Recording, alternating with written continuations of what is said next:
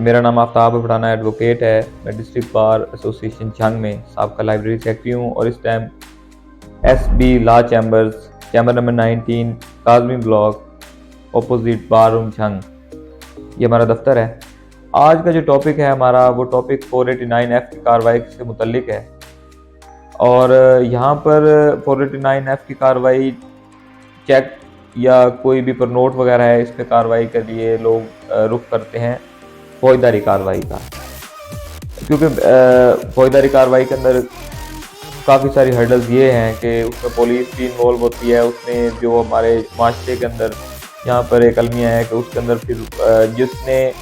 Genuine जो है अपना क्लेम वो मांग रहा है 489F की कार्रवाई, उसके साथ कोई फ्रॉड हुआ है कुछ चेक के मामले में या कोई नोट के मामले में, तो वो कार्रवाई जो है वो लेंथी है और उसमें जो है ना इन्वॉल्वमेंट जो है ना थाना, क्योंकि वहाँ पे लोग जो है ना वो जाना वैसे पसंद नहीं करते कि जो आपको पता है हमारे जो सोसाइटी में उनका कल्चर जो है उसमें दूसरी पार्टी जो है वो भी इन्वॉल्व हो जाती है, पुलिस इन्वॉल्व कर लेती है, पुलिस पूरी इन्वॉल्व हो जाती है, तो उसके अंदर जो है ना वो कार्रवाई वो मुहज़्ज़ब नहीं रहती। इसके अंदर जो CPC है हमारी CPC सिविल प्रोसीजर कोड जो है उसके अंदर ऑर्डर 37 की कार्रवाई जो है वो थ्रू कोर्ट होती है। थ्रू कोर्ट के अंदर जो अगर आप वहाँ पर अपना क्लेम जो है वो चेक के रिकवरी आप अमाउंट जो है वो फाइल करते हैं, तो उसके अंदर एक तो कोई भी केस 2 लाख से ऊपर अगर आपका क्लेम है तो 15,000 कोर्ट फीस जो है वो उसमें कोर्ट में जो है ना वो जमा होती है। उसके अंदर आप क्लेमेंट जो है वो ओरिजिनल डॉक्यूमेंट्स जो हैं वो उसके अंदर डॉक्यूमेंट जो कल पेश करेंगे अपनी एविडेंस के तौर पे, तो साथ वहाँ पर लिस्ट जो है वो देंगे। आप दावा जो है वो फाइल करेंगे, साथ उसके आपकी कॉपी लगेगी पर नोट है या चेक है, और उसके साथ जो है आपका CNIC, और आप अपना क्लेम जो है मांगेंगे कि इस मद में मेरी पेमेंट जो है वो ये चेक या पर नोट के थ्रू होनी थी, जो कि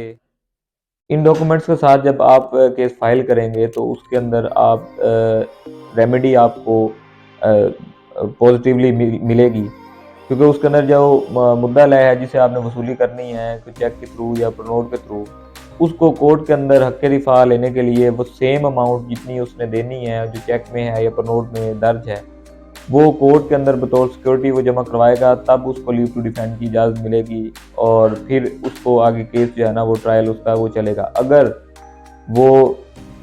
नहीं जमा करवाते उतनी अमाउंट कोर्ट के अंदर बतौर सिक्योरिटी, अगर को केस का फैसला जो भी होता है अगर उसके खिलाफ होता है, वो अमाउंट जो है वो लेने वाले को चेक जिसके पास है वो पिटिशनर जो है वो कोर्ट जो है वो डिग्री कर देगी, और अगर वो उतनी अमाउंट जो है वो नहीं जमा करवाता, उसको लीव टू डिफेंड की इजाज़त नहीं मिलती, तो उसके खिलाफ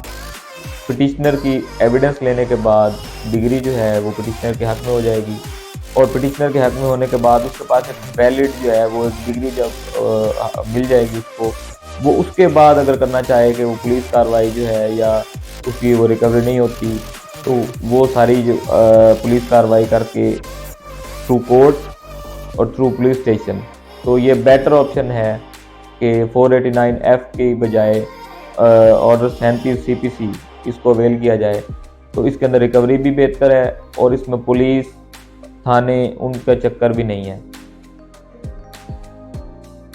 ज़रूर हमारा चैनल जो है वो सब्सक्राइब ज़रूर करें और बेल का आइकन दबाएं। हाजिर है चैनल, याद रखिए। इंशाल्लाह मज़ीद टॉपिक के साथ दोबारा हाजिर होंगे।